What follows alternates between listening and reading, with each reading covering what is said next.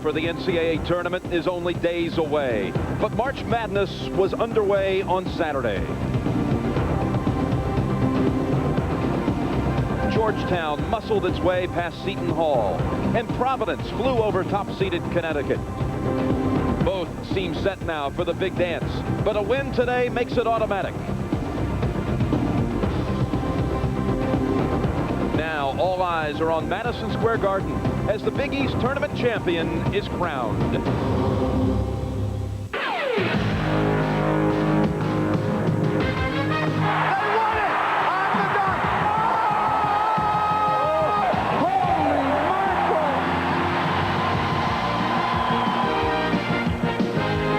What do you think? Is Madison Square Garden set for one more thriller? Yesterday, a couple of late-action buzzer beaters. Today, Providence and Georgetown for the Big East crown. Look at the track for Providence. The #4 seed coming in here. They beat Villanova. And yesterday, the #1 seed in the conference, the #2 team in the nation, UConn 2, and Georgetown over Boston College, and then Seton Hall in overtime. Hi, everybody. I'm Jim Nansen. Welcome to this Big East final. Providence and Georgetown playing for the automatic berth from this conference, although both teams figure to be in the 64-team field, regardless of outcome today. The word up in Providence is they're going crazy over this team. The Friars for the first time ever in the Big East final. And yesterday they got here behind Rob Phelps, hitting 10 out of 11 from the field, 23 points, a career game for the senior from Brooklyn, New York. And for Georgetown and their victory, George Butler, 2 off a career high. His 24 helped lead Georgetown from behind. They were 12 down, in fact. They came back to beat Seton Hall in OT by 5. So Georgetown and Providence all set. And Georgetown's here for the 9th time, Billy. Again, Providence for the first. What does this game mean to the two programs? Well, you know, Providence has a storied history, but not in the Big East. It's amazing to believe this is only the first time they ever made it to a final game. Of course, Georgetown has owned the Big East final. We talked about Rob Phelps. You know, Jim, some days the basket just seems to be like a sieve. Take a look at this. This is the only shot that he missed there yesterday. Take a look at the basket. That's how big it seemed to him, because everything he threw up went in, despite some great defense. Let's see if he can have that kind of day again today. You really wonder if it can carry over. Let's bring in our colleague right under the basket right now, I believe, and here's Leslie Visser. Leslie?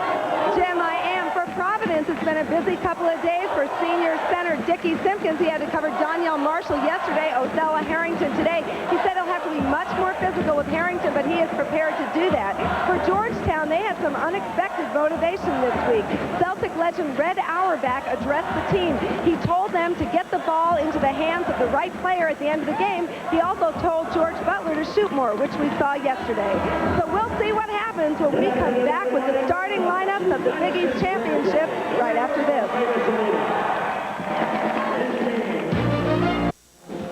Here are your starting lineups on Selection Sunday, Big East Final. Georgetown up front, Churchwell, Reed, and Harrington. In the backcourt, George Butler, so hot yesterday with 24. And the KG veteran, Joey Brown. John Thompson, he's 6-2 in Big East Finals. Again, the 9th time he's directed Georgetown to this championship game.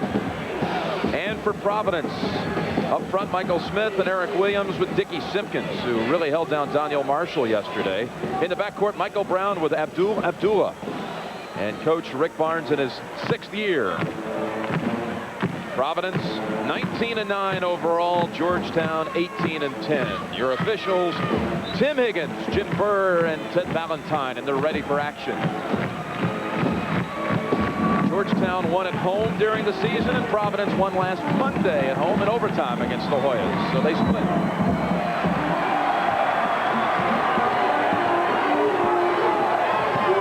Simpkins goes from guarding Donyell Marshall to taking on Othello Harrington. 2 tough days' work right there. Smith got a hand on it to knock it out of bounds.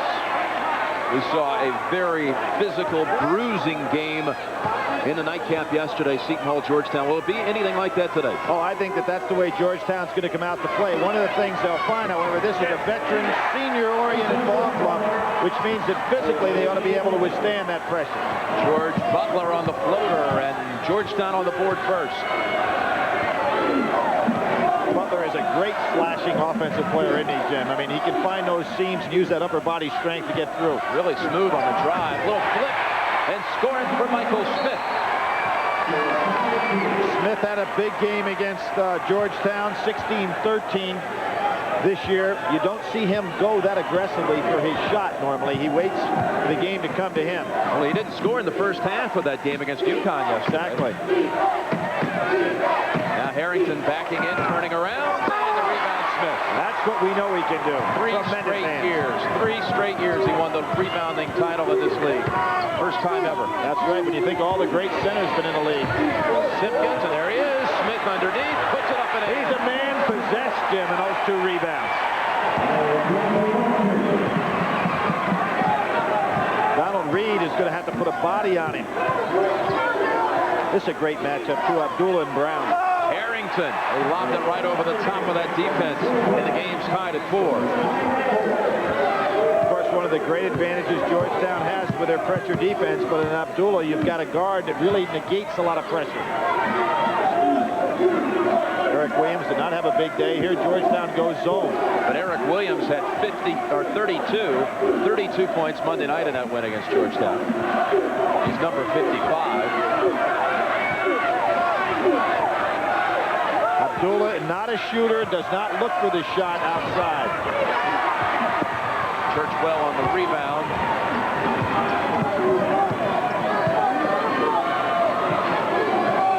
Smith helping out. Reed not being guarded by Smith. Trying to double team, give a little help for Simpkins inside. Joey Brown.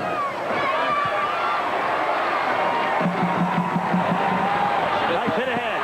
Simpkins. What happened there, Jim, is Othello, Harrington, and Reed had their back turned.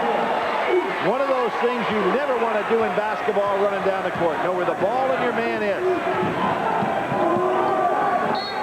And a hold on Michael Brown. I like the call early. Taking away the hand checking. Trying to get this game to have a flow to it. Unlike the game yesterday between Seton Hall and Georgetown. We had some tremendous officiating last Sunday in the Georgetown-Syracuse game. Allowed that game to have a flow. 3 men around him. Butler had it partially blocked. And now look at the scrappy Providence team. They flag Smith with the foul. You know, Joey Brown is as tough as anybody I've seen play in college basketball in regard to the effort he gives. He plays almost 35 minutes a game. Now let's consider this, Jim, and we have to think about fatigue in this game. They played a game Sunday, a game Friday, a game Saturday, a game Monday, a game Friday, Saturday, and Sunday. So they've got 5 games in less than 8 days. Triple team on Harrington. Churchwell. He's had a hard time getting started in the first half of games here at the tournament. Smith up ahead and one.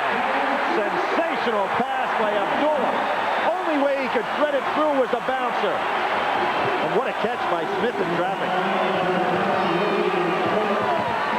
You'll see this young man who threw that incredible lob yesterday, and that one was right off the dribble. There's Smith watching the ball into those huge hands of his and follows up to the hoop.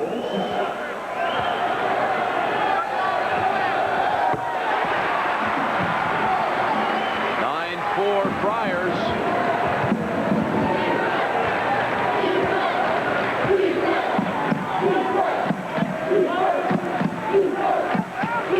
Butler way out there, in and out. Smith again. It's almost like he's got some kind of radar on balls that don't go in. Got 4 rebounds in the first 3 minutes. Look at how far back the zone is.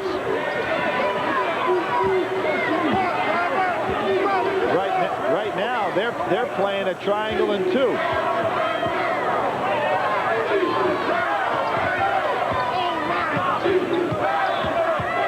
Simpkins driving. And Harrington with a forceful rebound. Georgetown wanting to run. Reed kicks it back out. Joey Brown, 3-pointer. Only 27% from three-point land on the season. Doesn't even look to take many, Jim. 18 for 66 on the year.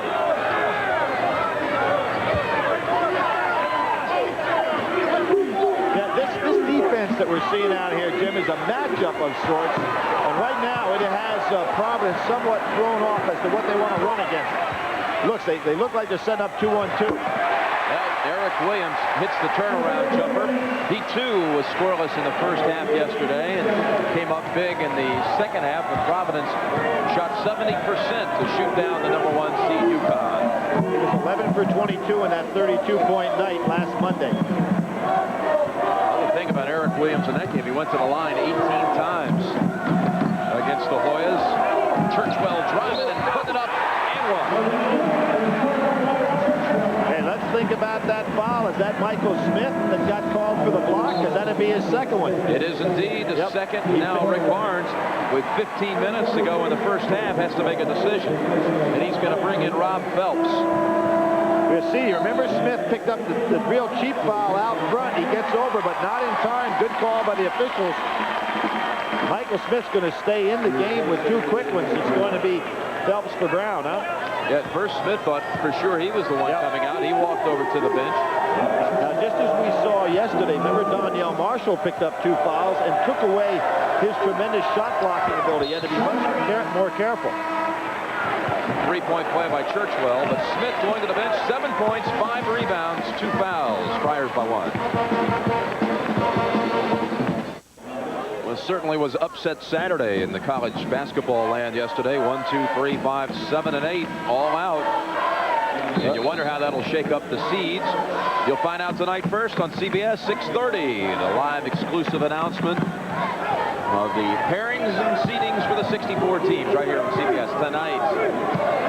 Jim, I think that was the greatest day of college basketball history because all over the country there were upsets and quality. Wait a minute. I think it was day ever. The greatest day ever in college basketball history. You've got to put into consideration a lot of teams already know they're going to be in the tournament. They were quality games. I think you have to question how hard a lot of people are trying. They're still red hot. He hit 10 out of 11 yesterday.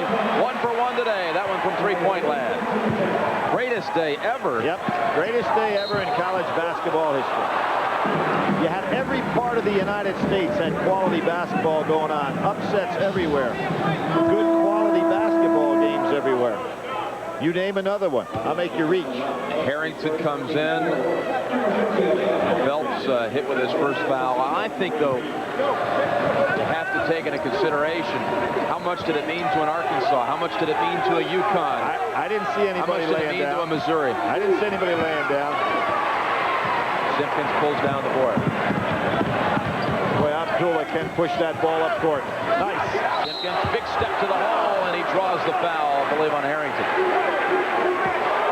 Yes. You know, everybody talked about Phelps yesterday, and obviously when you have a player hit 10 out of 11 in a game that was so closely contested, you've got to talk about an MVP there. But this man going to the line yesterday set the tempo of that game because Donyell Marshall, who is truly a fabulous college basketball player, Simpkins went outside, played him on the perimeter, contested every shot, really showed that he has great versatility as a defensive big man. And he wasn't bad from the foul line yet either, Jim. Made his first 8 yesterday. He was hot. His real first name is Lou Barra. Lou Barra Simpkins. His father's name's Levert, and his mother's name's Barbara, and they named him Lou Barra. And he got to high school and said, you know what, I'm changing it to Dickie. The trap. Bad place to pick up your dribble. Phelps reached in, but he was on the line. So Georgetown basketball. Greatest day ever. I'm trying to pick myself off the floor. I'm going to stand on it. You know, the number 1, 2, and 3 teams in the Pac-10 went down. The ACC, you know, the only team that played out of that top 8 that won was North Carolina. They won in an overtime game. Nice defense. Simpkins came right in. He read it all the way. Providence trying to add to its 16-10 lead. Well, don't get concerned if you're a Georgetown fan. This team has no quit in them. Well, we saw that yesterday. Exactly. Even in the Boston College game, it seemed that Georgetown probably wasn't getting the better of it. In the second half, they just blew them away. Slapped that out of Eric Williams' arms. Reed comes in, and John Jocks for the first time for Georgetown, number 4.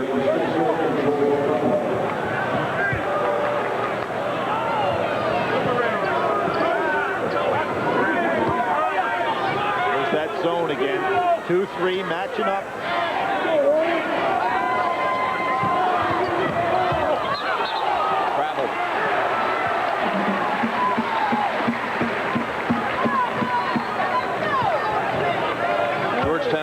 its 9th championship game in the Big East. They're 6-2. Providence here for the first time ever. Well, that's John Thompson, 6-2 in final games. How about this when you start thinking about it? Rick Barnes, Jim, is now 4-5 in Big East games total, and that matches the total of all Providence coaches. Out and running, great push-up. Phelps on the wing. A rare miss this weekend, and they strip it away. Here comes Georgetown running. And Reed couldn't handle it. How would you like to have a race with the ball between Brown and Abdullah to see which one can actually go from top of the key to the top of the key the fastest? Boy, those guys can move it. They don't get the chance to do it all that often. That's right. They can do it, though. Smith back in. He has 2 personals. A lot of time, 12:32. And you know if you're Rick Barnes, you certainly don't want him to cheap one now, and he's so active.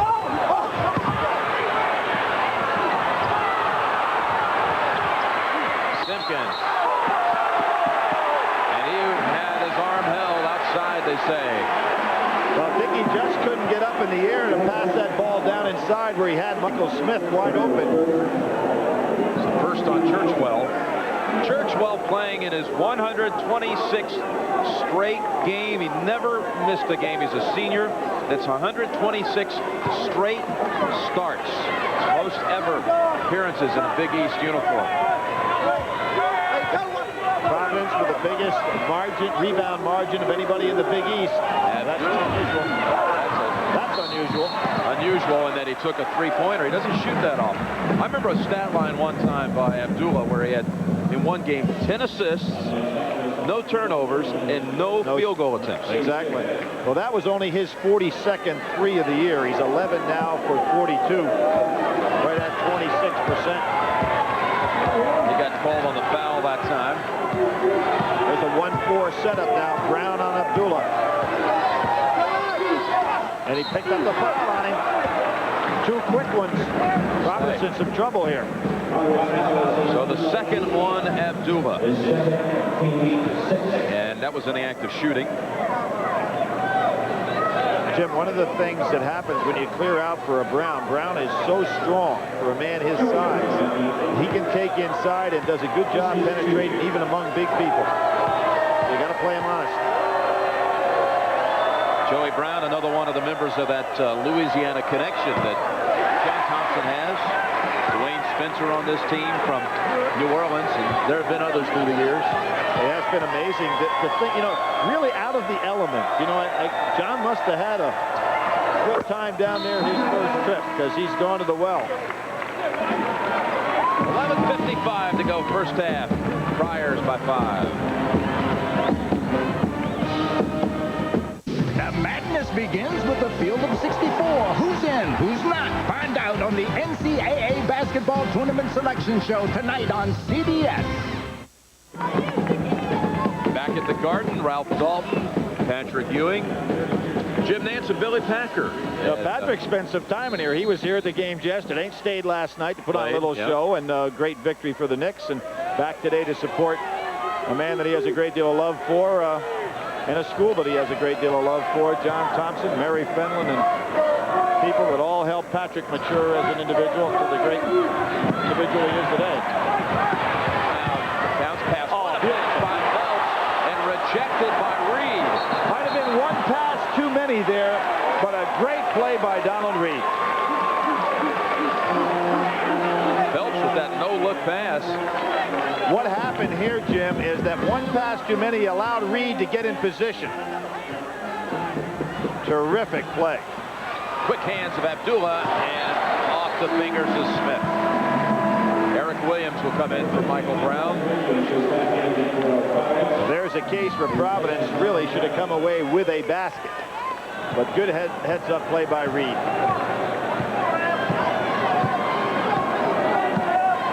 Here's that 1-4 setup again. Brown and Abdullah. Perfect timing. And you notice, Jim, how he gets right underneath the ball and goes up and picks it with 2 hands. Trappin now out of the zone. John Thompson giving them so many different looks. See, they played the too passive back in. Now they're trapping out of it. Abdullah driving. Harrington on the outlet to Brown. Phelps giving chase. Brown lays it up. Brown tip once. John Jocks loses control. Now Providence has the numbers. You don't know. Smith almost lost control of it.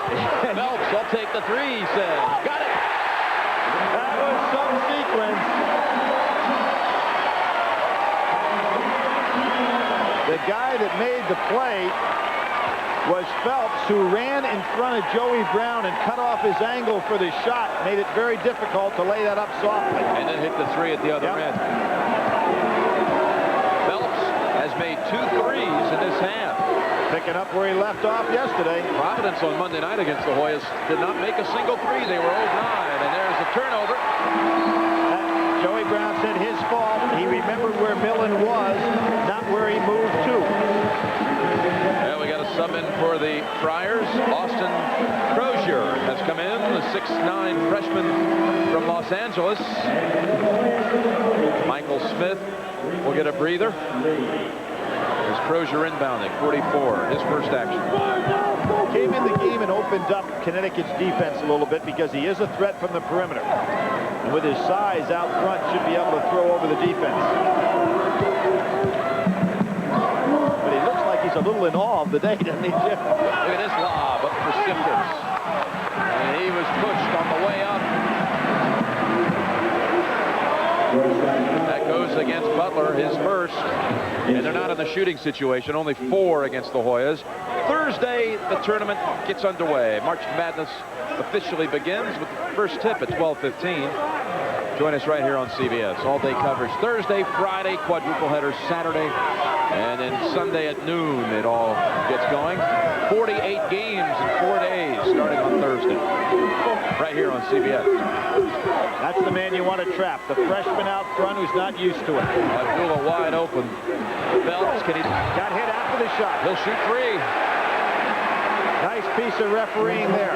John Jocks hit him out there beyond the arc, so a 3-point opportunity still for Rob Phelps from Brooklyn. His mother Rosa a little under the weather and unable to come here today. He wanted to pass along his best wishes for a speedy recovery. One of his best friends, Abdul Fox, we saw outside on the street. Jim snuck him into the game, and he said, I want to watch my buddy play. They were friends in high school, and of course up at Rhode Island, where they had such a fine year last year. He's down here to root on one of his friends.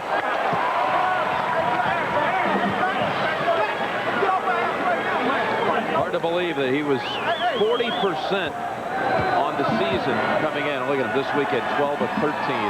Well, that's when you look back over championship years, whenever you have somebody other than the favorite get there, it's always because somebody steps up beyond his norm. In the case of Providence so far, this is the young man who's done it. He makes 1 of 3 at the line. 9-point Friar lead. That's their largest.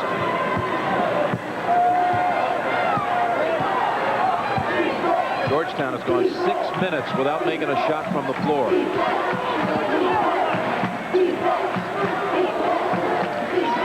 Letting Butler handle the ball a little bit so Joey Brown doesn't have to wear out. Back to Butler. Abdul almost picked up his third. Harrington underneath. And Crozier gets it back the second time. Now the Friars can extend that to double digits.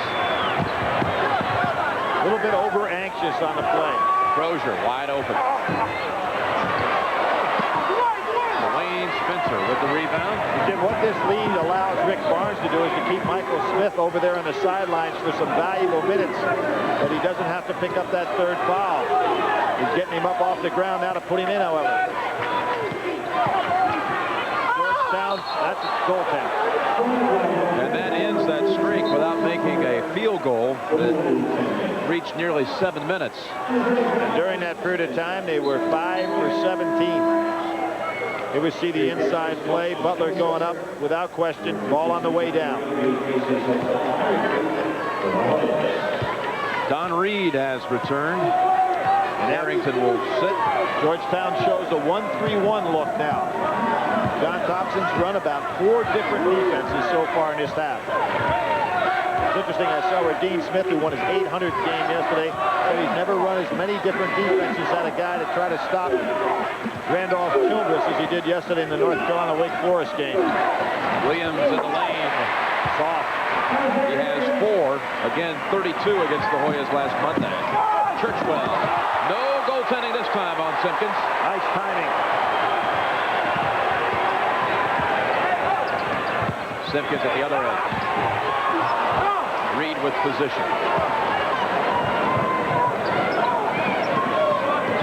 Now, if you're Georgetown, you got to get Butler untracked here, Jim. He's been awful quiet. He's got to be the man to come up with some points. There he is. That's a tough shot. And he is. He got a 4-point opportunity. Good call, Billy. Well, I didn't mean that shot. Sometimes they come up lucky, but I didn't mean to take that shot. But they've got to get him in the offense. Great strength. That's the second foul against Phelps. You know, it's hard to believe that the year and the quality of Butler in terms of his offensive ability, we mentioned this yesterday, that he went 10 games where he shot 25%. He's just too good a scorer to have that happen to him. Sometimes your confidence gets down. But he's back now. Phelps out, replaced by the starter, Michael Brown. So this for that rare 4-point play. Got it. So Butler cuts into that Providence lead. SWAT time and a 5-point Providence lead. Hoyas shooting 30%. Smith Providence has 7 points and 5 rebounds.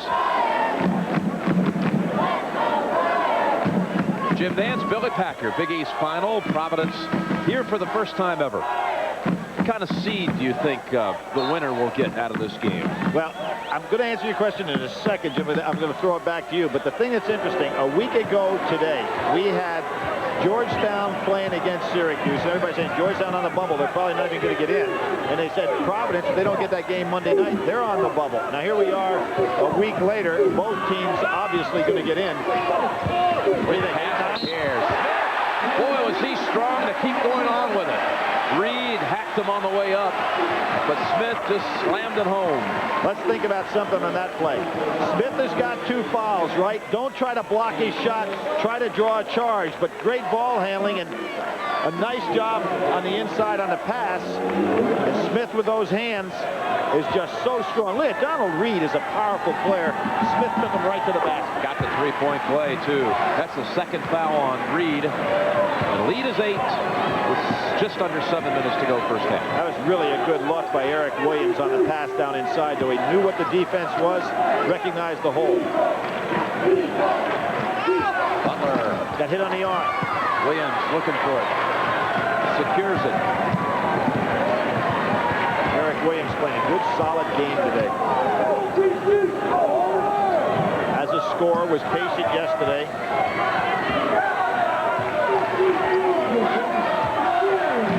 Again, trying to see the defense. Man-to-man now.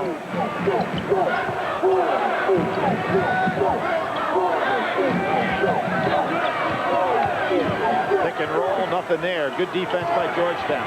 Beat the shot clock. Williams drives. And that's a violation.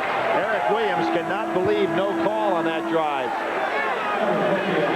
Spencer did a pretty good job not chopping anybody. Got that thin, wiry body.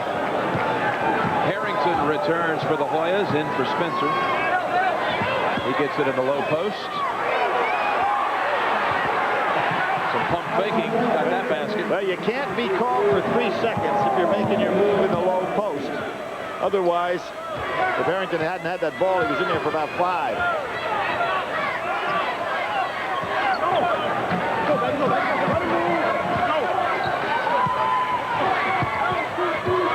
Pump pass right at Simpkins' ankles, and look at that double team. Got him trapped, and he gets away from Harrington. And scores? They wave it off. They wave it off. They're going to call the foul on Harrington. Jim, there's the difference between a senior who has faced Georgetown pressure before and what we saw yesterday in the ball game, in the fact that Simpkins has the strength and the power to bust through the double team. Here he goes again. Now, he gets fouled. I really thought he was in the motion. I thought the basket should have counted. Well, they say before, so it's a 1-and-1 now in the bonus, and that's the second against Harrington.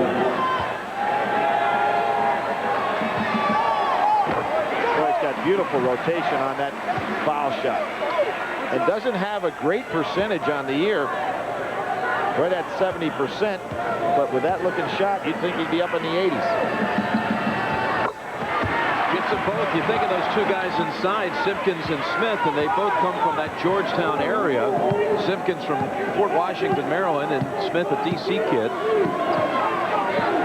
Both in great shape academically to graduate on time. So they've done it all. Butler set himself free.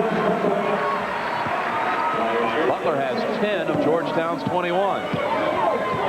They were part of a recruiting class that was considered one of the nation's best 4 years ago. Kind of paying off now.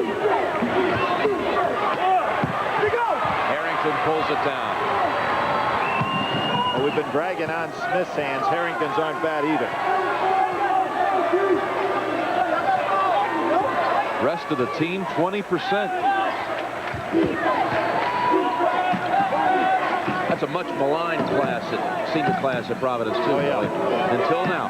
Well, you know what's interesting, Jim? They were 4th place this year, 4th place last year. That's the best back-to-back finish in Providence history in the Big East. Butler again. Now he has more than half the total. 12 for Butler. Little assist from Jim Burr. Well, following this game, we'll have the road to the Final Four back in our studio with Pat and Raph, all the latest conference news, scores, and highlights. Plus, they'll talk live with Coach K from Duke, John Calipari from UMass, and the story of the return of a familiar face in the tournament, James Madison's lefty Drizel. Plus, a look at the women's bracket coming up at 5 Eastern time.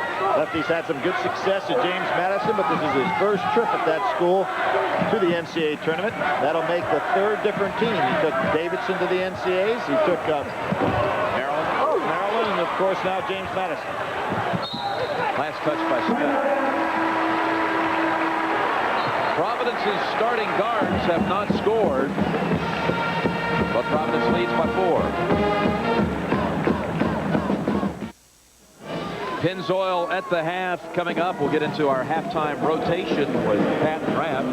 Well, talking about rotations, Jim, a big man usually has a hard time. Look at the wide hands that we see on Simpkins, but watch this. I talked about how smooth his shot looks.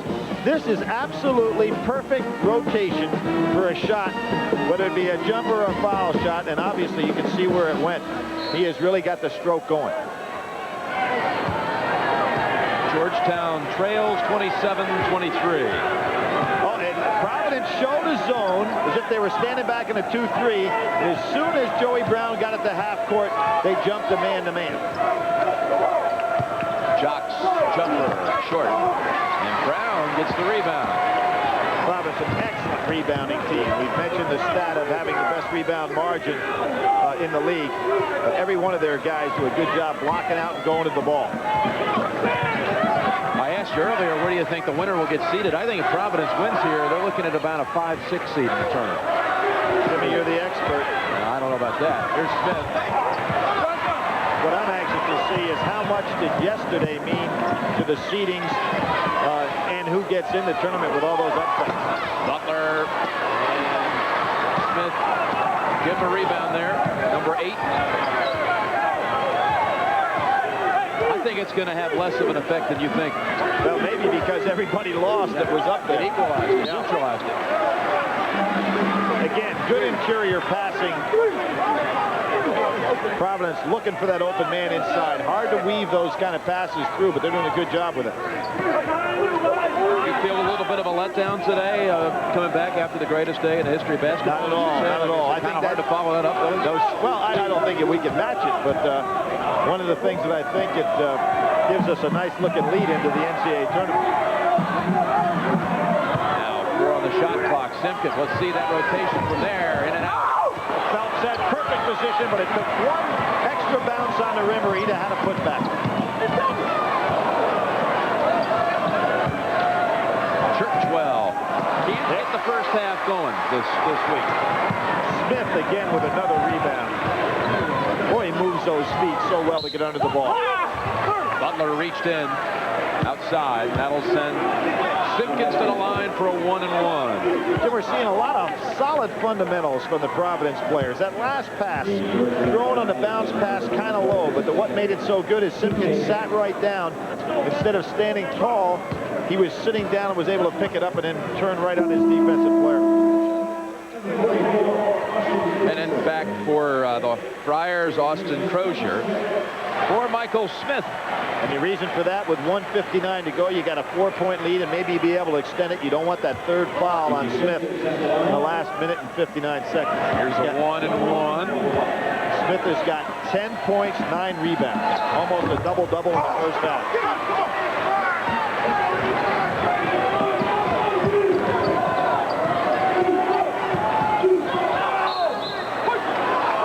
Didn't have any reason to push. The ball was going to go right over Harrington's head. First on Crozier. We'll see it, Jim. He's got everything made. Well, actually, probably the reason for it is he didn't see it coming. And there was the push with 3 referees. You're never going to get away with that. Harrington will shoot a 1-and-1. Georgetown yesterday so efficient at the line against Seton Hall. They made 24 of 27. Well, they shot well on the line in both games against Providence. 12 for 16 and 1, 16 and 19 to the other. And you know, we think back, the 2 teams that used to have foul shooting woes this year were the tops in the Big East. Syracuse always, yeah. And Georgetown.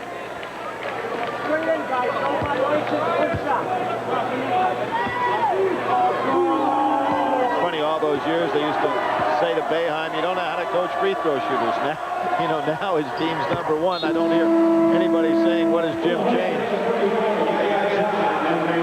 In for the first time for Georgetown is Yaya Dia from Senegal, and also Irvin Church, number 11.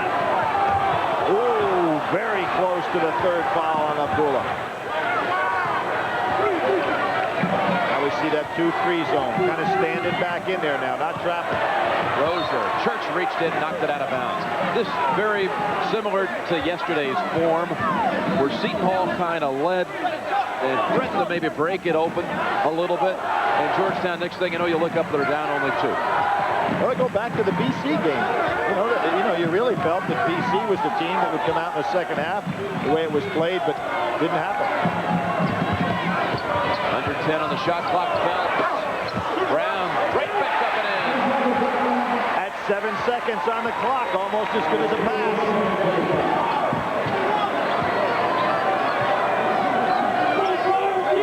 You know, with a minute to go, I'm not so sure that Rick Barnes wouldn't be smart to get Abdullah out of there if he can. Because as important as Smith is on the boards, Abdullah is with the ball. And Abdullah has the 2 fouls right now. And Butler. Joey, jumper. And he'll reset.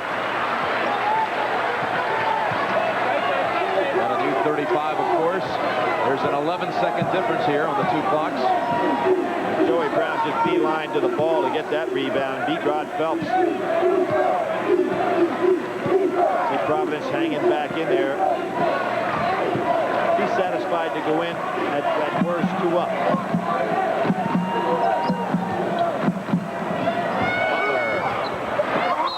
Over the back, Kevin Millen.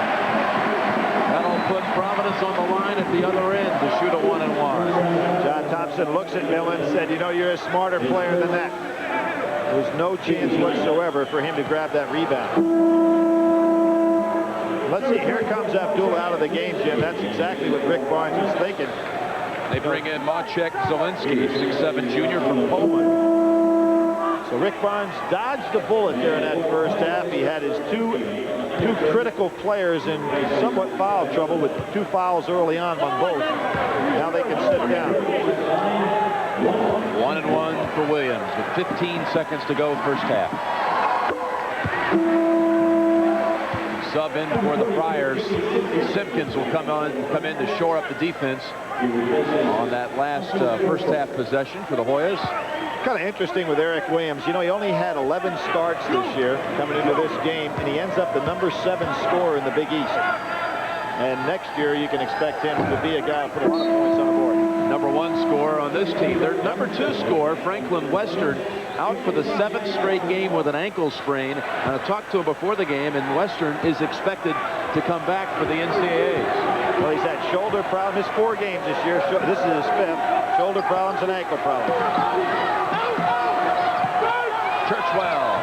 Oh, nice play. Good pass by Harrington. Simpkins. And a good first half of basketball.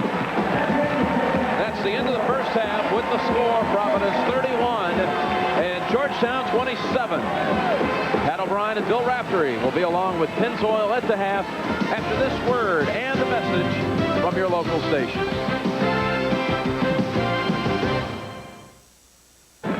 All right, we're getting set for the second half with Providence in front. Jim Nance, Billy Packer, and our colleague Dick Stockton. And Dick, we're actually the 2 guys that enabled during Packer's career give him the chance to do play-by-play. Called creating a monster. If you keep fooling around, I'm going to leave here and let you guys try the second half without one of us. He means it. It's hard to follow up the day after the greatest day of the history of basketball. That's what he said earlier. He didn't say that. No, I think it was the greatest day of college basketball this week. That's what I think. We got to get you a talk radio show. Yeah, okay. Believe me. It was. You guys haven't named another one. Yeah. Oh, there's silence. There's silence from 2 play-by-play announcers. A whole Silence. assortment of NCAA weekends. Second round, upset days. Come on. I think Michigan got hurt the most with those upsets yesterday. All right, Dick, take it away. Where's your alma mater going? Syracuse. They're playing the next game. This is a consolation game, right, Jim? Okay. All right, Dick. Billy, how would you like to come back and work?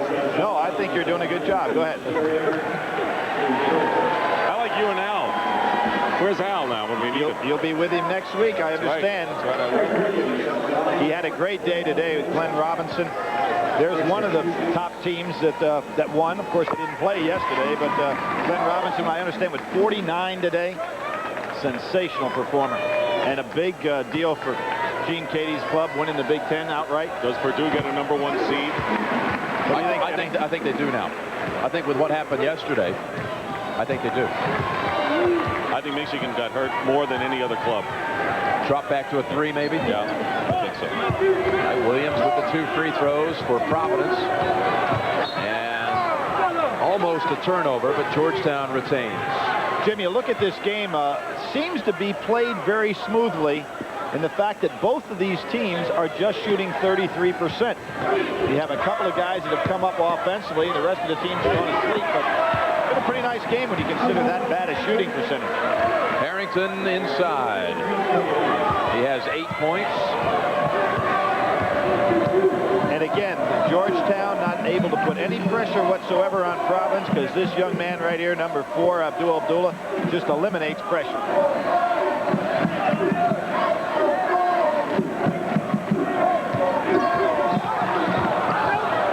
Brown tried to draw that 3rd foul. Simpkins fires it toward the cylinder, and he draws the foul. That's the 2nd time today that Joey Brown has tried to draw the charge on Abdullah. Both times there was contact.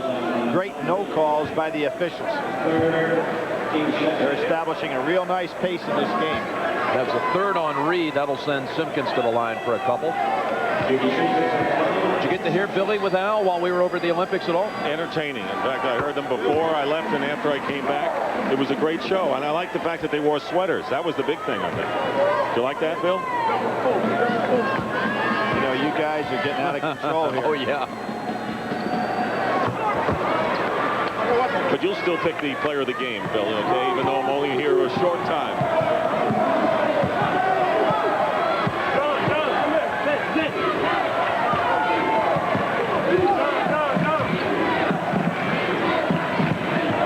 Teams really match up well, both in size and personnel.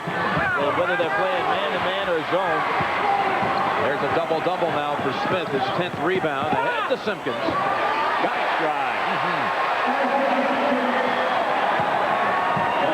Again, all-star Michael Smith with that power rebound on the inside.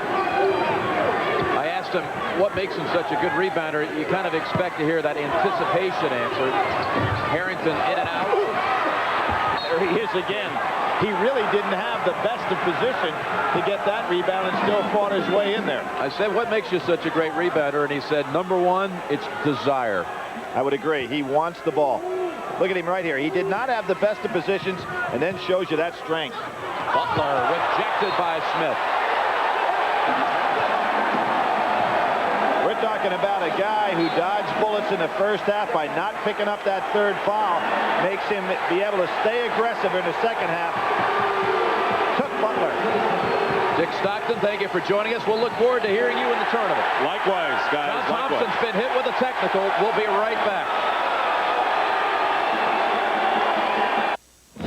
Well, Georgetown called a timeout. Billy, as we headed to break, Thompson got slapped with a tee. What happened? Well, watch. We've got 1 player, 2, 3, 4, 5, 6, 7, 8, 9, 10. And what is this right here? There's John Thompson inside the three-point lane, and he got a tee. He's out of there. I'd say it's a little out of the coach's box. Well, he was inside the lines. The only problem was inside the three-point line. He was almost in the lane where he almost saw one of those rare 3-second calls.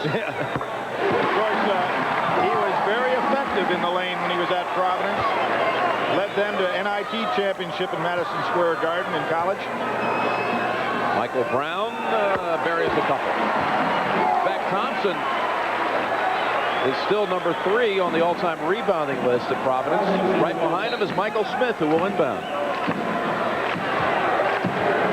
Providence has equaled its largest lead, 38-29, 9-point edge. A lot of times players respond from a coach's technical, realizing that he stuck up for them over the years. Let's go out and put an extra effort in here. Now tipped by Smith. Oh, get it back. Jimmy, how about that? He actually was off balance going in the opposite direction, and when he hit the floor, he bounded right back to the right. He gets 2 rebounds on this effort. Watch his footwork here. He goes up. Now, see, he's going to the... And as soon as he realized that ball's going to be on the other side, as soon as his foot got planted, he bounced right back to the right. Desire and some speed, quickness, strong hand. He said desire, number 1, and number 2, you put it in your mind that no one can stop you.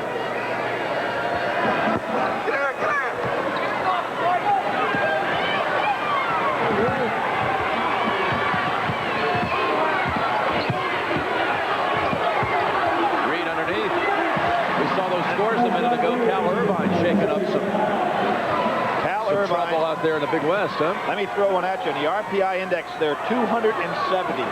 They would be the lowest ranked team in the tournament if they continue to play well. Eric Williams will shoot a couple. They lead, by the way, Irvine over New Mexico State by 4 in the first half. Well, you thought for a while maybe Raleigh Massimino may sneak in there, and a tremendous comeback in the second half by New Mexico State on the Vegas home court. Something you don't see often in postseason tournaments anymore, where the home court advantage is in play. Churchwell out with 3 fouls.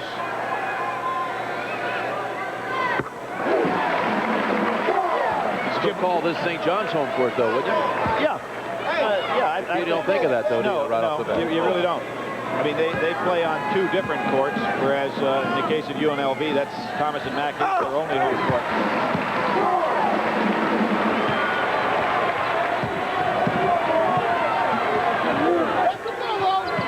Simpkins played behind Harrington and then realized he had a better angle and jumping over on front.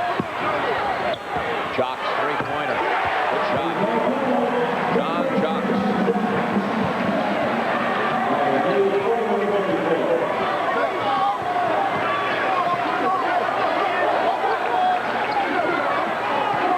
They're looking for that 2-man game, high-low post. Pass into Simpkins and then a drop down to Williams, but Georgetown did a good job defensing it.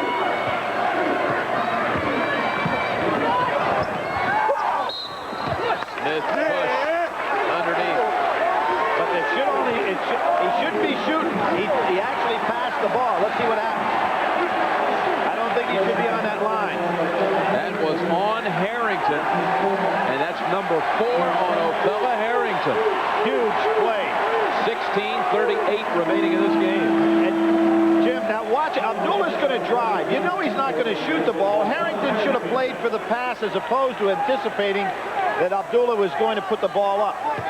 Put him in a bad position and a huge problem now for Georgetown. 16:37 to go.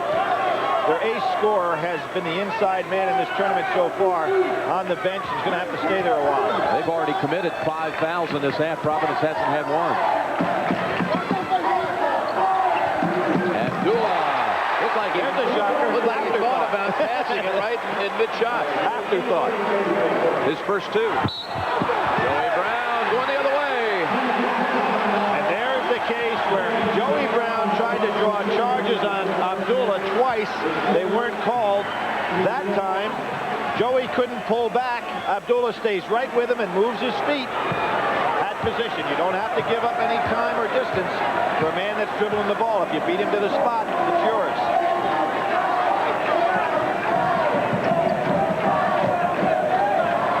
Spreading things out with the lead now. Trying to get Georgetown to commit defensively and then hit the middle and dump down inside. Williams. And that is and another technical call.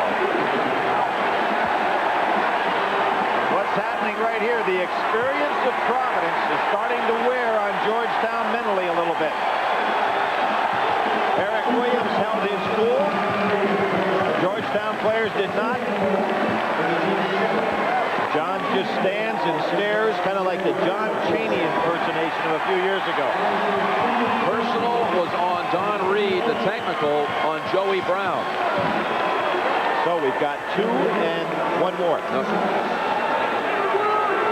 They announced here the technical was not on Reed. They said it was on Joey Brown. And the ball back. Jim, this is a chance to really expand this lead.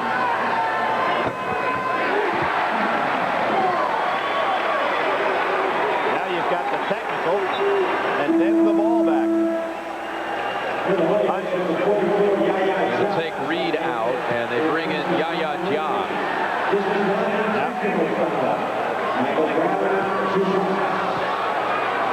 And possession, they could walk out here with a 15-point edge. Exactly. Or not edge, but a bulge.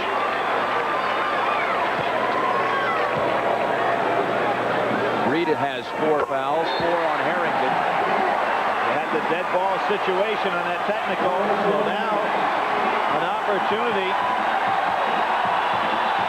to really build up this lead. The crowd gets into it. You have to believe that a lot of these people are rooting for the underdog, Providence.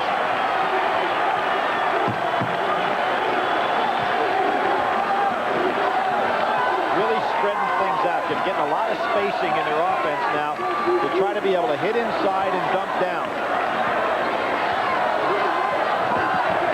Outside, Simpkins. Georgetown ball.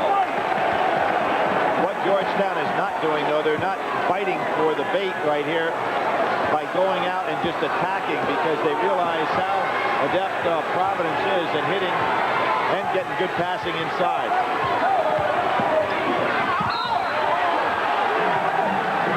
Williams on the chop. What Georgetown has to do right now is regain their composure. Joey Brown doing a good job talking to everybody. You have a tendency to little extra chattering in there by the Georgetown players. They got to get their mindset back on what the job is at hand. John very calm. Georgetown has shot 6 free throws in this game, 26 by Providence. 20 more attempts, make it 19 more attempts. Well, you know, in the win over Georgetown, Providence shot 29 of 44 fouls, Tim.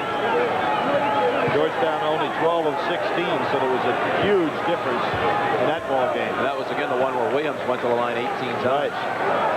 There he is. I mean, 44 fouls to 16.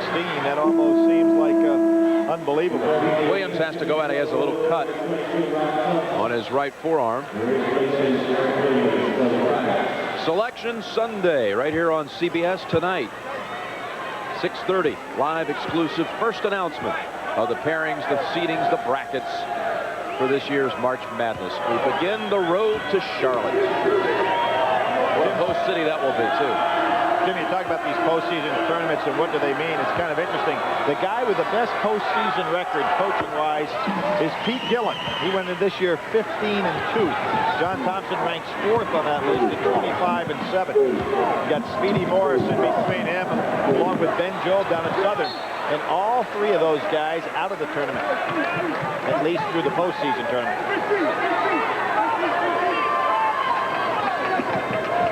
So John, the last one of the group with a chance to work his way in.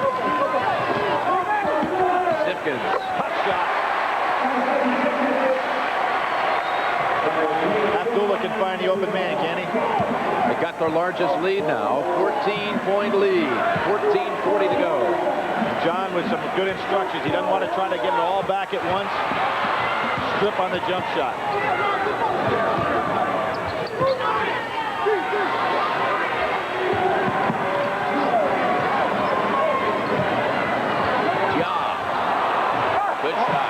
Big basket there, Jeff. 6'8" freshman from Senegal. With Harrington on the bench, he had to go out at the 16-minute mark.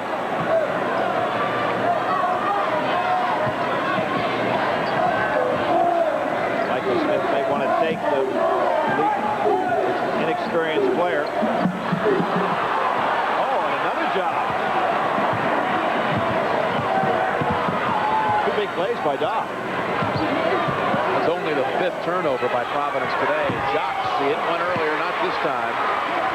Providence had 7 turnovers yesterday, only 5 today, and there's Smith at the other end. What a pass. How about that lead pass? Had to be absolutely perfect. He threw that about 75 feet. And how about Michael Smith taking off on the break? Butler way off on the tree. Now Georgetown panicking a little bit here, trying to get it back too quick. Watch this pass. I said 75 feet. Michael Smith moving. His timing was so incredible on that. If he jumps a little too soon, can't handle it. How about the passes he's made in this tournament? Oh, yeah. Yesterday, you said the best one you'd seen all year. He had a bounce pass that resulted in a bucket here in the first half, and then that one there.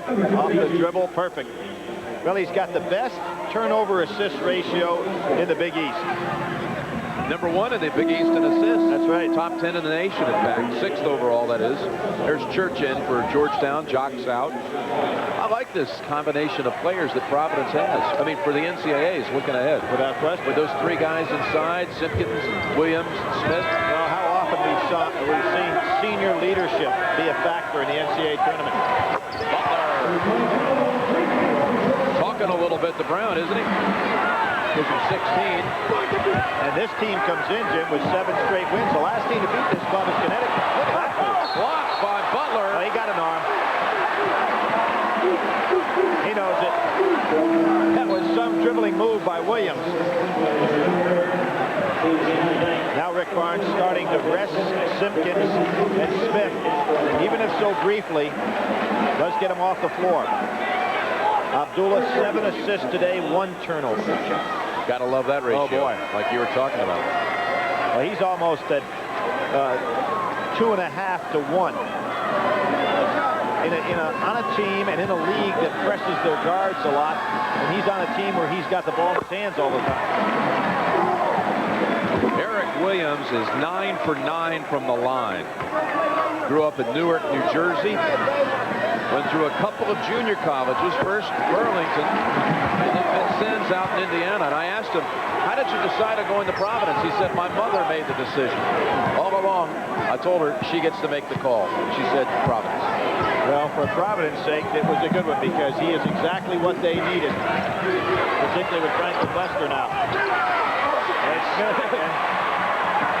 He stays in the ground to the last minute, gets underneath the ball, and then just takes off. Dangerous pass that time, and it's off the Providence player. Off of Abdullah. Well, this time he even had the fight against his teammate. Watch, he moves, he moves, he moves. He gets right on the ball, and in the last minute, he goes straight up from underneath it. No reaching whatsoever. 13 rebounds in this game.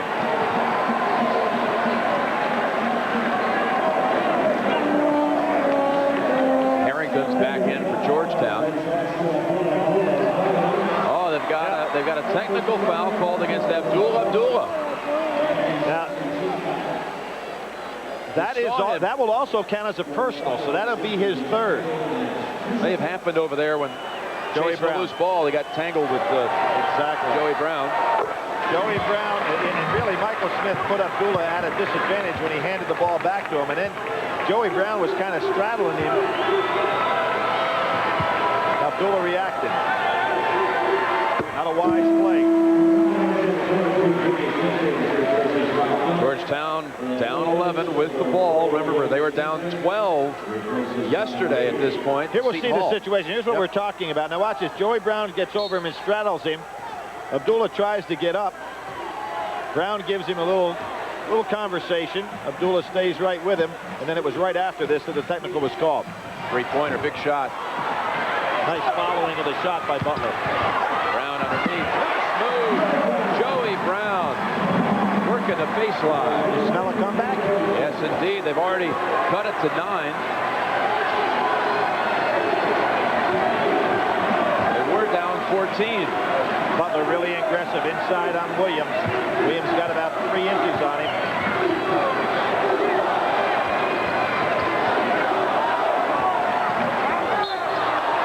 Reach in, Butler. His 4th. So now Georgetown. Oh, another technical foul. Now let's see who this on. These technicals are counted as personals. That is the 4th technical in this half. We had 1 on Coach Thompson, that man right there, and then 3 on players. See those?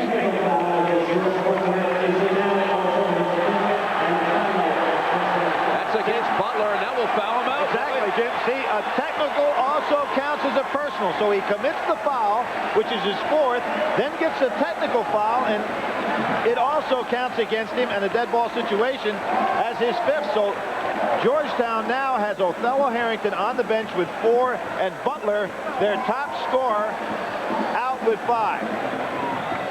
There it is. He just lost his cool. It's an unfortunate situation. Kids played hard throughout this tournament.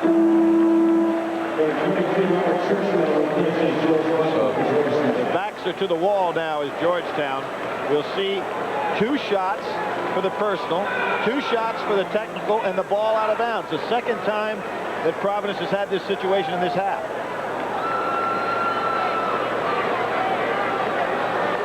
Churchwell will replace Butler. And John Thompson has a little bit of a smile on his face, and that's when he's starting to get hot.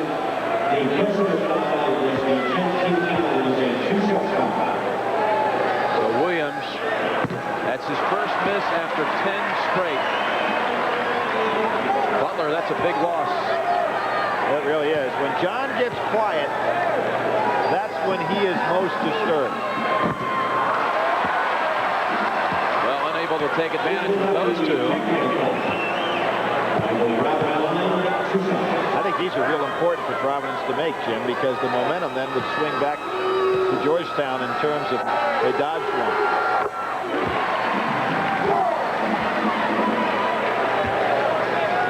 Well, they put Brown on the line for their technicals, and this is for 6 for 6. 77% free throw shooter. You know, Jim, at one time in college basketball, 1 man shot all the free throws. You had your designated free throw shooter. That changed the game around a little bit, wouldn't it? Changed the way you recruit, too, wouldn't it? I guarantee you. Because there'd be kids every day, just all they do is work on free throw shooting. Maybe they should anyway. Backdoor cut. Brown got lucky. Save a scholarship, though, for one kid who can just fill fill it up. 15 Exactly. feet.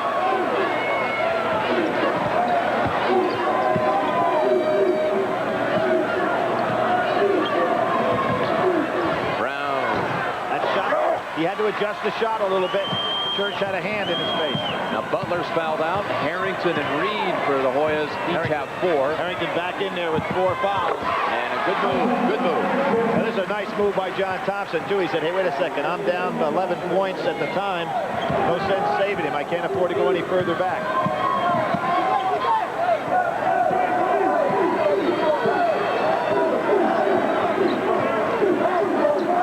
Kind of allows Providence to play a slower tempo half-court game and pick their shots. Obviously, much too early to go into any kind of delay. With a 35-second shot clock, you got to get it up, but they're being very patient, maybe too patient. Simpkins way outside, and that's going to be a call against Williams. Eric Williams committing his 2nd. And that's only the 3rd against Providence in this half.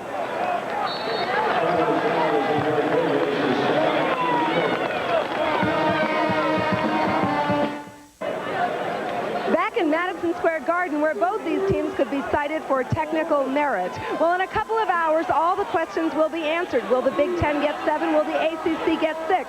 Commissioner Mike Tranghese, how many teams from the Big East deserve to go to the NCAA tournament? Well, I think Georgetown's played their way in, Les. I think we have 5, but, you know, I'm going to push for my teams. I think Seton Hall and Villanova deserve consideration. Do you think Connecticut still deserves to be a #1 seed? I'll leave that up to committee. Whether they're 1 or 2, they're a terrific team, and I think they'll do very well. What about all the upsets? Do you think it diminishes the importance of the conference tournament? Not if you talk to the kids. I think that's media talk. Thank you, Mike. Best of luck. Jim? Harrington to the line for 2. But that line from Leslie about technical merit. She probably got that from Dick. Is that an ice skating term? It's an Olympic line, yeah. I see. How about artistic impression?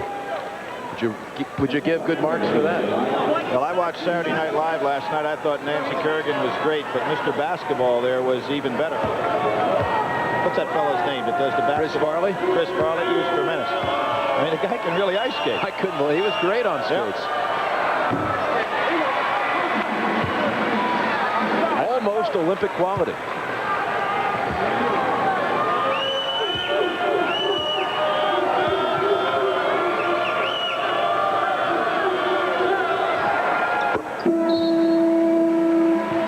Yaya Dia comes back for Georgetown. John gets it down to 8. Figures he wants to save Harrington if he can.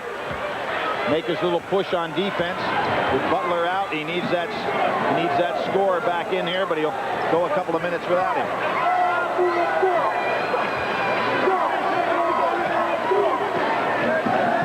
You see how patient Providence has become, Jim, but you know, sometimes when you turn it off, it's hard to get it back on again. If Georgetown can make a run here, Providence have to shift back into their half-court game the way they were playing. It could be trouble.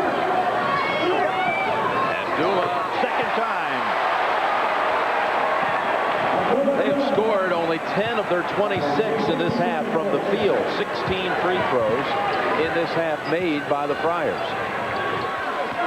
Now Irvin Church. Looks like he knows what he wants to do with that ball in there. And they're going to him. Making himself available. Joey Brown slicing through. Spencer. They call push on Eric Williams. They are calling it tight, Jim, not wanting anything to get away from it. Williams can't believe it. He thought he was going for the ball. That's his 4th. He's the first one from Providence's side to get into foul trouble. Now here's where Franklin Weston would be very important to this club. Make them deeper in that position where they could bring a scorer back into the wing spot. Butler already out. 2 other Hoyas saddled with 4, and Williams now with 4. That was only the 15th foul against Providence, so a non-shooting situation. No 1-and-1. Well, Phelps ends up playing the swingman position on Churchwell. Spencer from the line. That did touch iron. Church. Good hustle there to save it for the Hoyas. Which has moved ahead of Carolina in the second half. 2 outstanding freshmen for Virginia yesterday. Robinson and Harold Dean doing the job. It's hard to believe in a tournament that freshmen could take over. Harrington's fouled out of the game with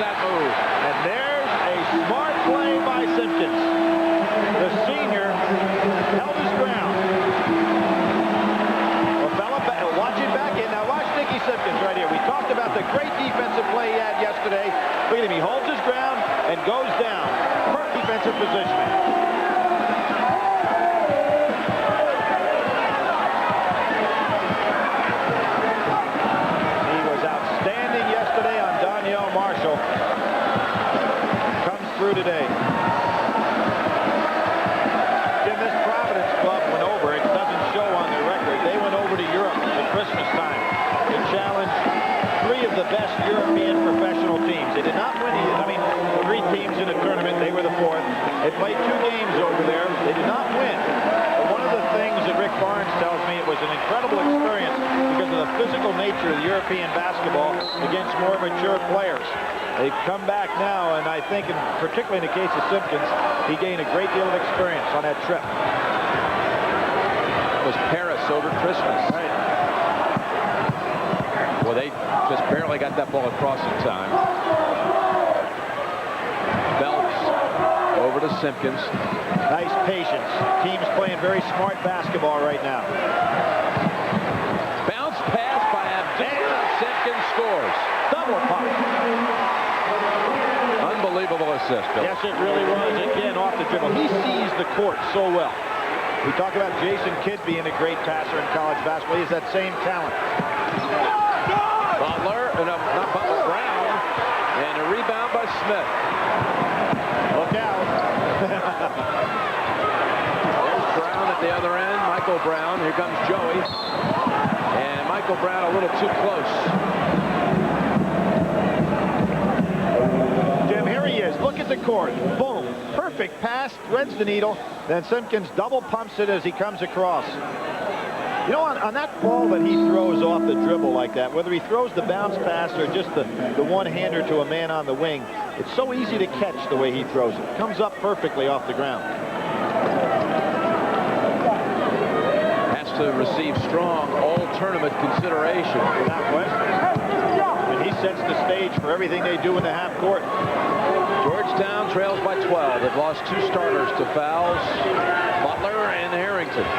I wish you could have seen the ovation that Patrick Ewing gave Harrington after he fouled out. Ja underneath. Pretty nice move. Didn't quite drop. Spins her right back. Gets it. John Thompson getting really solid play out of Yaya and Spencer. Here's a 1-3-1 trap now.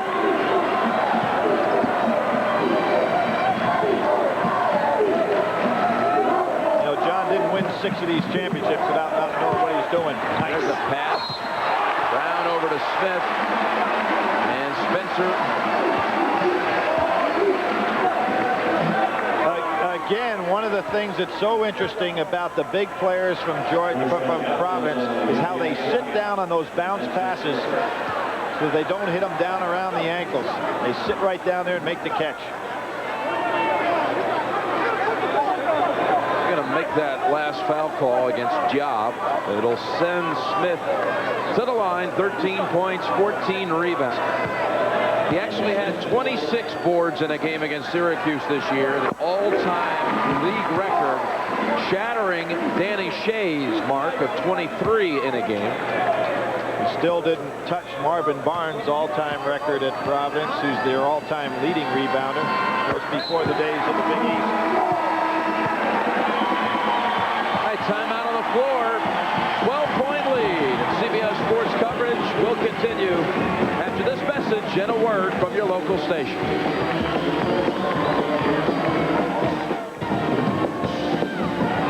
We're at the Garden. Final 7.5 minutes to go. The Big East Championship game. Providence looking for its first ever Big East title. In fact, the last time Providence College was in a postseason final was 1978, the ECAC New England Championship, and they lost that one to Rhode Island.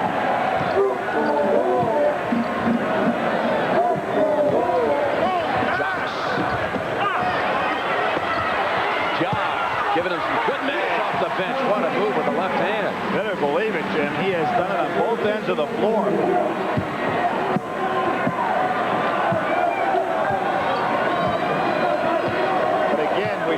Seeing the clock becoming a factor here. Providence has been able to play this slower tempo, and since Georgetown has not made a run on them, they've been able to stick right with it.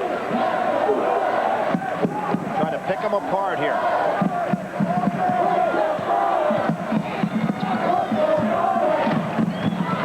Well, that was a quick pass. Down to 3 seconds on the shot clock, though. You know, Providence not quite as effective without Williams, and here he comes back into the game. He is really trouble in the middle because he can score. Spencer back in for Georgetown. Reed out. 3 seconds, as Billy said, on the shot clock. Providence only 7 turnovers yesterday and 6 today. Let's see the shot that they're trying to set up. There it was for Williams. They brought him in specifically for it. It hit the rim. Look at Joey Brown way up there for the rebound. Slice into the hole. That's his fifth. That's Williams' fifth foul. Could have gone either way. He comes into the game for a specific purpose, which was to take that shot, from that jump shot, with 3 seconds to go. And unfortunately for Rick Barnes, he tries to draw the charge. And now he's gone. He won't be able to use him again. So both teams without valuable players here. Butler out. And there he is. I thought he had position.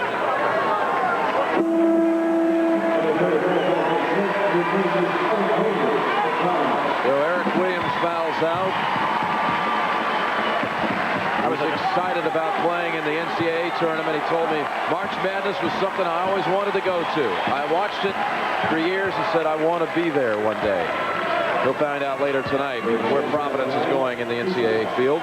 Well, Jimmy, remember Rick Barnes started out his career at Providence. First year, he started 13-0. They went to the NCAA tournament his first 2 years, knocked out in the first round. I'm sure he thinks this club can go a little further than that.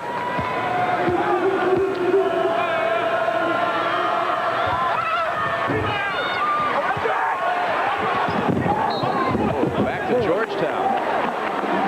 Over the back of Simpkins, gets away with it.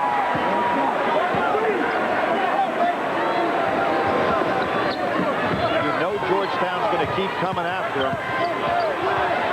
Spencer. Shot. Down to 7. That's 5 unanswered out of the break for Georgetown. Spencer and Yaya doing the job, Jim. Since they have come inside. Spencer had a big game against Boston College. Had 8 points in 15 minutes. So he's had a very solid tournament off the bench. Phelps gives it up. Simpkins. At the other end. Well, it's consistent both ways. That's on Spencer. And his first. Near the conclusion of this game, Billy and I will be selecting a Chevrolet player of the game from each team. Chevrolet, as always, donating a $1,000 scholarship to the General Scholarship Fund of both schools. And boy, number 33 in that Georgetown uniform. There he is. About Smith and his rebounding and who he follows, and Derek Coleman, of course, the leading rebounder ever in the Big East, followed by Patrick Ewing, but they both played 4 years. Michael Smith, as number 3 man, has only played 3. Big break for Providence. You can only take the 3 years he competed, and he won the league title all 3. That's right. He said, had I had a 4th, I think I probably would have won that too. And I can't dispute that. Right, sat out his first year as a top 48. They're really using this clock a lot. That's got to be offensive. Yep. There's a case when you go into the delay game and you get it down to the final seconds of the shot clock, you've got to put the ball in the hands of a primary ball handler or shooter. Now, Simpkins has been outstanding defensively and offensively, but he's not going to be able to drive from 20-some feet away. Not against a club like Georgetown that loves to draw the charges. And how about little Joey Brown standing in there for it, too? Oh, on the back line, that's a turnover committed by Georgetown's jocks. Yep, he just didn't realize where he was. Can't afford turnovers now. Georgetown's got to get a good look at a shot off every time down the floor. Yeah.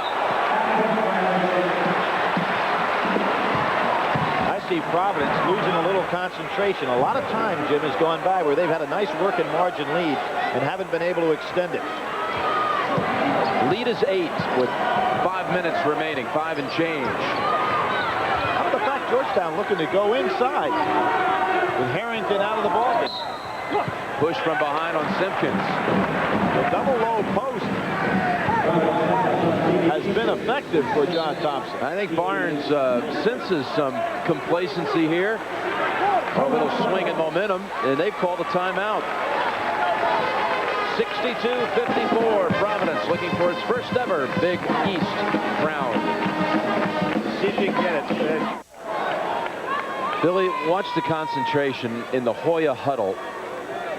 John Thompson brings his team to a timeout. Everybody, and I'm talking not just the players on the floor, paying attention. You better believe it. Great concentration there. And Jim, you made a good point why Rick Barnes called that last time out. He felt with 5 minutes to go, his team was losing some concentration. And one of the reasons that Georgetown has made this tremendous comeback is this young man right here, Dwayne Spencer. Spencer shooting a 1-and-1. Providence with 1 field goal in the last 5 minutes. Now they are playing a little bit delay game. And Smith with the rebound. His 15th.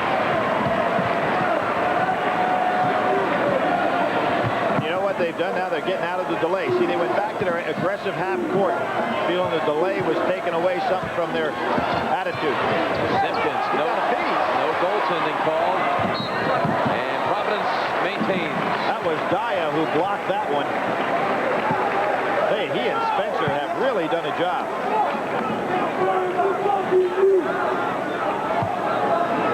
Almost a great save. Georgetown aggressive. Instead of going into the delay half court, Providence back to running their offense. 4:30 remaining. 8-point lead. Joey Brown kicks the ball and gives him a new shot clock. Gives him a new 35. Boy, quite a battle. That Florida team was, and there's Cal Irvine again. What I say, 270th. They're on the RPI index. And they win that game, they're in the tournament. That's right. Now, that's one thing about this week. You know, you had 300 schools had a chance to earn their way there. Forget about who picks what in the tournament. Smith turn around, and Ja has the rebound. He started the day with a half hook like that. Made it. Yep. Dye doing a great job in there in the minutes he's played. Smith denies, back to Brown. He wants the ball back again. Spencer. Ja again chasing after it. Terrific job by the young man. Big possession for Georgetown. Down 8 with 3:40 remaining.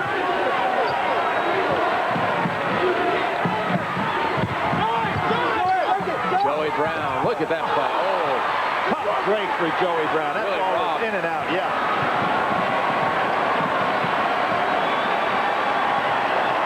Boy, he is a great competitor.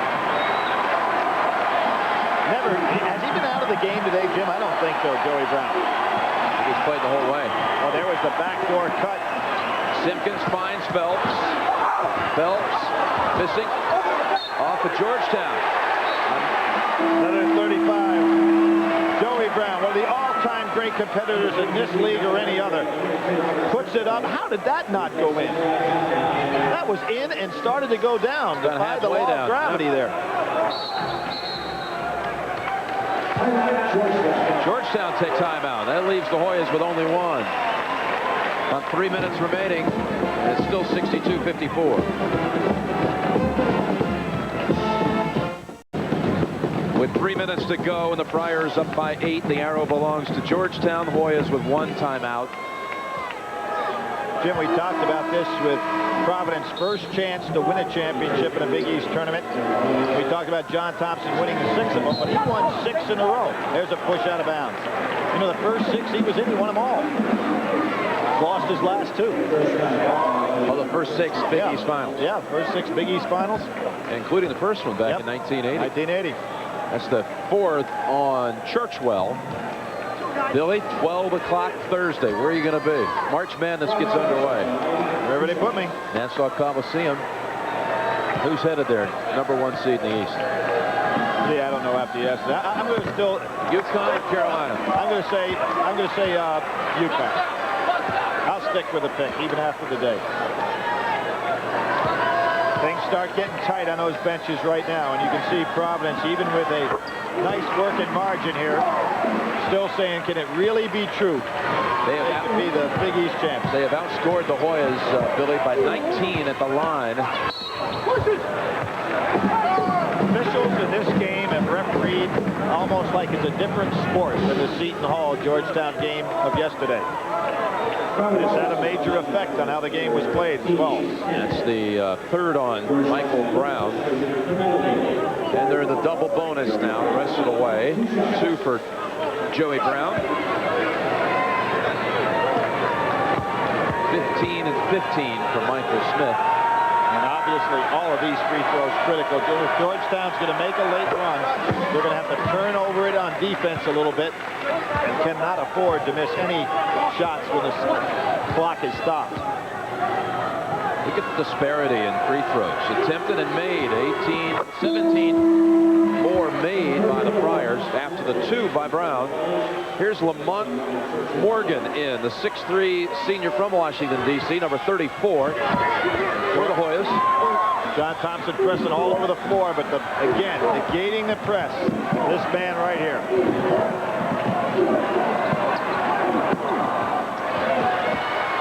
Phelps, he'll take it in. And he was pushed going up. I believe Phelps hit the stanchion a little bit. Foul called against Reed, and that will be number 5. He's laying down, and Michael Smith wants to hear none of it. He said, come on, get up. We've got more work to do. 2:41 to go. He double pumped that, and that's what saved him. You can see he really hit his head against that stanchion. Fortunately, it's well padded. That's the 3rd Georgetown starter to foul out. Reed, Butler, and Harrington. Well, the clock really becoming an opponent now for John Thompson. 2:41 to go. It kept the stats guys here at Madison Square Garden quite busy. The fixture here after 23 years, Bootsy Dunn, out with injury today. Actually recuperating, watching this game. What's it been, 23 years, did you say? 23 years. John Thompson comes back with Churchwell. Phelps will go to the line. He's got 2 shots coming. That's for Georgetown in there now. Churchwell and Brown, Morgan, Jocks, and Millen. 2 shots for Phelps. One thing John Thompson's learned today with Reed and Harrington both fouling out and during the course of the game in foul trouble, that Yaya Dia has developed as this season's moved on. Well, we talked about Harrington yesterday having the opportunity in the summer to play against Matambo, Mourning, and Ewing. That won't hurt Dia either to be able to go in there. He's a young man with a lot of potential. Joey Brown leaning in, banks it home. 7-point lead. 2:30 remaining. And here's the case. You know Georgetown's going to come to get every pass.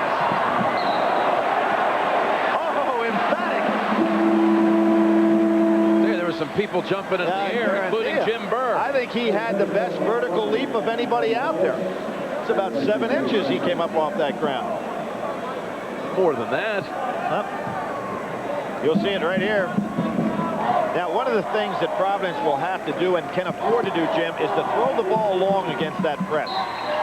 Take a chance to just go ahead and get an easy basket, because Georgetown's putting 4 men on this half of the court. Now on Lamont Morgan. North Carolina jumps in the lead. Kentucky starting to get control. Tremendous day with 3-point shooting yesterday for Rick Pitino's club against Arkansas. New Mexico State. Neil McCarthy that all-time sleeper. Yep. That might be an all-time sleeper. You know, you come out as the last place team of the conference. Yep. Yesterday, Kentucky, talking about those threes, they were 16 for 36, Jim. And Arkansas was 8 for 28. So you're talking about 24 points difference on 3-point shooting in a game. How much do you think that loss bothered Nolan Richardson? Well, I think, you know, you want to be a champ, Jim. This business about not wanting to be the champion of your league. Everybody plays games to be the champion. And, you know, as your career goes by, those are important games. You know, maybe it takes a slight edge off, but I think you're underestimating what guys Millen with a 3. Here it is. They got to think long. Just break a guy long. Here it is.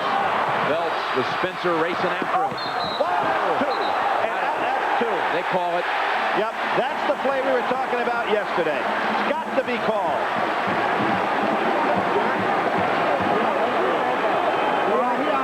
It has got to be called more consistently.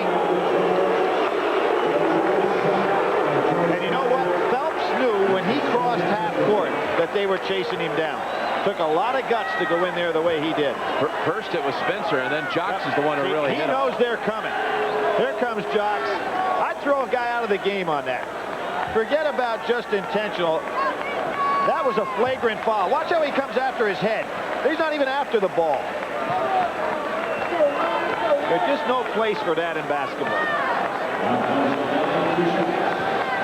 So 2 for Phelps. 2 minutes to go.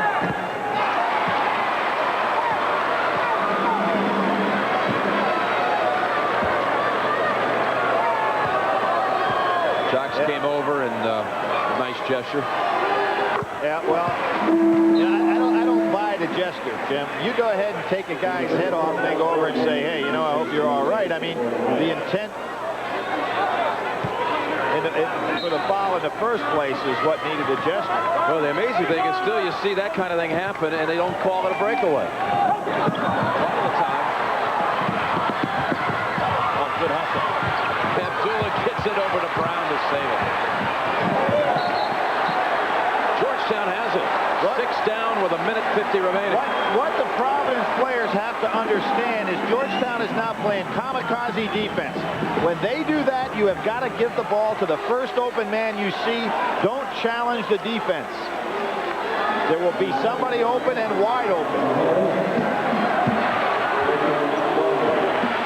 Brown just inside the 3. That's a 2. 4-point game. Look out. A lot of time yet to play, and definitely don't pick up your jersey. Trying to call timeout.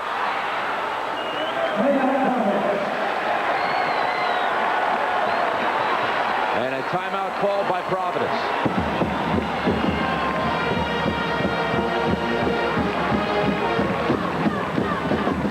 Quinn, that's tonight. Don't forget the 6:30 lead-in of the selection show. Michael Brown fouled on the way up. How about strategy at this point, Billy? Well, the strategy on the part of Providence is to realize what Georgetown is doing. They're coming after him in a kamikaze fashion right now. I mean, you know, don't worry about if they get an easy basket. Try to overplay everything, double team, dive for balls. So if you're Providence, you got to hit the first free man. There will be somebody open for a wide open shot if they'll give it up. Don't dribble here. 2 shots for Brown. Williams sitting there realizing there's nothing he can do but pray a little bit now. He's fouled out of the game, as is Harrington and Butler. Kentucky on a roll now, up 13. I remember this time last year, Jim, Kentucky got on that tremendous roll in the SEC tournament and then through the regional. They were smoking people at that point. Gonna have to help on Brown for that leaner. Brown. Rebound out to Abdullah. He's got a man ahead. There it is. Will they take him out again? Phelps slammed him. Backcourt wasn't called. Shots rejected by Smith. And the reach in by Spencer. Then we had a backcourt call, but what Providence finally did and realized is that Georgetown had everybody packing in, throw the ball ahead, a man will be wide open. And they can sense it now. Under a minute.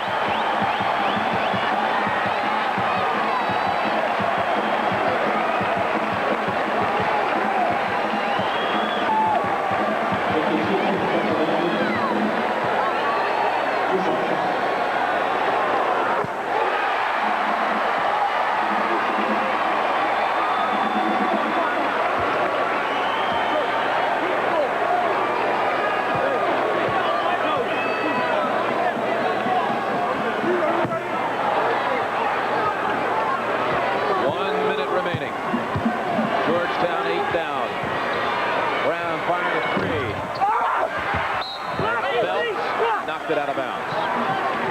We had heard that the state of Rhode Island was just in a frenzy after that win yesterday against UConn. But how about today? Can you imagine? Can you imagine beating Georgetown twice in a week? Once to almost assure yourself for a bid, and another time to win a Big East championship? Foul Foul outside. That'll send Joey Brown to the line for 2. And Jim, we're talking about Providence, which battles with Seton Hall as the poorest records in Big East history. And you've got Georgetown on the other end of the spectrum with the best record in Big East history. And I'm not talking about just the tournament, I'm talking about overall. Road to the Final Four is coming up next. Pat and the Raft in the studio. We'll be talking to Coach K and others. And then 6:30, the selection show, Billy. We got to head over. That's your favorite half hour. I love it. You know how some people get into the NFL draft on that day? This is the same kind of feeling for me, I think. You gonna take a subway or are we cabinet? Whatever one is convenient to you, fella. We have a little tradition going here. That's Billy. right. We like that subway. We'll be going uptown, kind of like Providence does. Traveling. Brown triple teamed, and they said he lifted that pivot foot. Well, now, though, when you look at the score up there, Jim, Georgetown not only has to hit some threes, but they have to foul immediately because Providence can run out the string here. Dox is ready for 3. He's going to take it. Joey Brown should go out for 3. Going to take the 2 instead. Tipped once. And Michael Smith. Yet another. When you start talking about an MVP of this tournament, Jim, of the 14 tournaments, Georgetown has had 7 of them. Craig Shelton in 80, Sleepy Floyd in 82, Patrick Ewing a double winner in 84 and 85, Reggie Williams in 87, Charles Smith in 89, and 92 Alonzo Mourning. You'd have to think that when you start thinking about the MVP, that man Michael Smith is going to be close. Timeout called by Georgetown. 25 seconds to go. Providence by 7.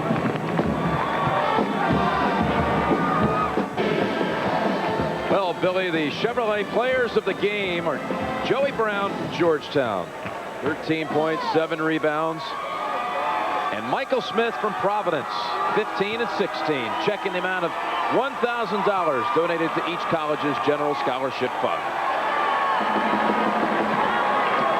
And Jim, you know what else is something we haven't talked about, but when you start talking about what's going through the minds of these senior players and Rick Barnes in the sidelines, he has not confirmed it, but obviously a great deal of talk about Rick Barnes leaving Providence after this season and going to Clemson. He is from North Carolina originally, went to Lenore Ryan College down there, was an assistant at Davidson College. So a lot would be going through this man's mind right now. One of the hot young coaches in college basketball. He's been every year there have been people after him. Right. Eric Miku. That's a push. That'll put Providence back on the line again. They have attempted 47 shots from the field and already 50 free throws. Well, a couple of more and they'll have 100 free throws attempted this week against Georgetown. That's got to be some kind of record. And you know what's interesting, Jimmy, you're talking about, you know, he's been pursued by a lot of people. The University of Virginia pursued Rick Barnes a few years ago. Remember, Jeff Jones got the job. Jeff Jones has proven to be a very successful young coach there.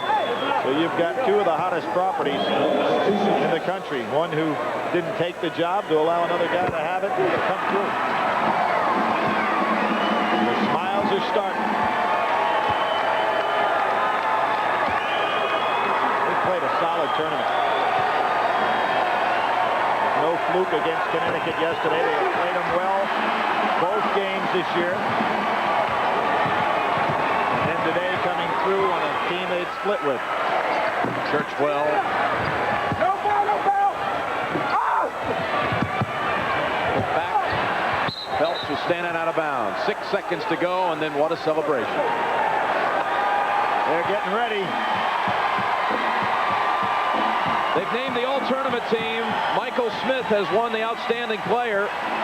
Churchwell unable to score. Phelps with the rebound. He made all-tournament.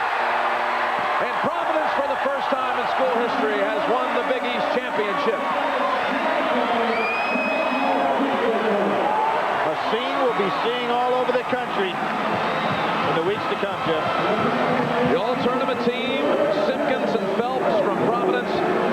Shannon Butler from Georgetown, Danielle Marshall of UConn, who had 42 Friday against St. John's.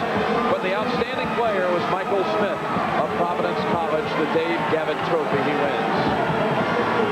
Well, they've never played in the Big East Final till today. They make it to the final and they conquer. So for Billy Packer and Leslie Visser, I'm Jim Nance saying so long from Madison Square Garden, where the final score is Providence 74, Georgetown 64.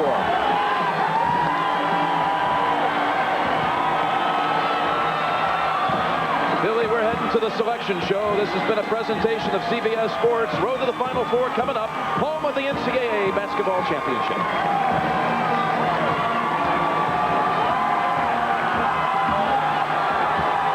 Listen, a few moments ago here on CBS, the Big East title was given to Providence, beating Georgetown 74-64. And let's go down to Madison Square Garden again and Leslie Visser. B? Pat, it is a happy band of Friars here. Congratulations to all the Friars. And Rick, this meant a tremendous amount to you and your team, didn't it? Well, it really did, and I'm happy for these guys. The very first practice this year, they emptied a trophy case, and we've had an empty trophy case in Providence, and they said they were going to put something in it, and they did today. Dickie Simpkins, congratulations to you yesterday. Danielle Marshall today. Othello Harrington. How did you handle them today? Well, it wasn't all by myself. The whole team did it, and I thank my team, and I thank everybody. We stuck in there and fought through it. And it was a whole defensive effort. Everybody played hard, and everybody played together. Did you handle the pressure tremendously, Rob? What was the key today? Rob Phelps, local boy from Brooklyn. Well, the key was that, like Dickie said, it was a team effort. We went out there and we played hard. After coming, Coach, he went out there, he stuck with us, and he knew that we can do it, and we came out here, we played hard, and we done it. Well, Michael Smith, the outstanding player. Where's Michael? The outstanding player. Michael, you grew up in Washington. What did it mean to win this game? You know, I could go home and brag that we beat Georgetown in the Big East Championship, and they can't say nothing about that now. You did beat them. On to the tournament. Congratulations. Back to you, Pat. All right, Leslie, thank you. And that's what it's all about right there. Sure is. Oh, they matched him physically. A lot of fouls by Georgetown, 46 attempts. But the sadness in this, that may be the end when you think of it after the tournament for Rick Barnes. I think he's going to Clemson. Rick Barnes called you this morning and gave him a couple of tips. He wins the Big East title. Tonight in the Sports Locker, March Madness Mania, a double dose of good news for Brown, and the Baby Bees stop a slide. But the story of the day is the Friars. Sean Daly is standing by live at the Providence College, awaiting the return of PC. They got back a little while ago. Sean, take it away. Bill. A great day if you're a Providence College basketball fan. Big win over G-Town for the Big East crown. Imagine if you were down there having yourself a heck of a time. Our own Frank Carpano was there and files this report. The final buzzer signaled the start of PC's proudest moment of the last 4 years. This is the first Friar team to ever win a Big East tournament title. 4 years of hard work just paid off today, and it feels great. I mean, as soon as the game was over, it felt like a dream, but now I know it's true, because you know why? I kissed the trophy. I'm just happy. 4 years. It took me 4 years to get a Big East championship. And, you know, it's the best. Going out my senior year, and you just getting there. The nucleus of this team, all seniors, have saved the best for last after many had written them off.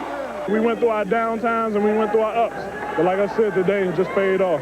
Their NCAA tournament bid secure, the Friars were sequestered away from the media at Madison Square Garden for the tournament selection show. When we was in the room, everybody was just relaxed, laid back. We just wondering where we were going to be at, and we just, you know, ready to go. I'm sure they're a very hard-nosed, tough defensive team because that's what Dave's always believed in, and I just know they'll compete because he's that kind of person.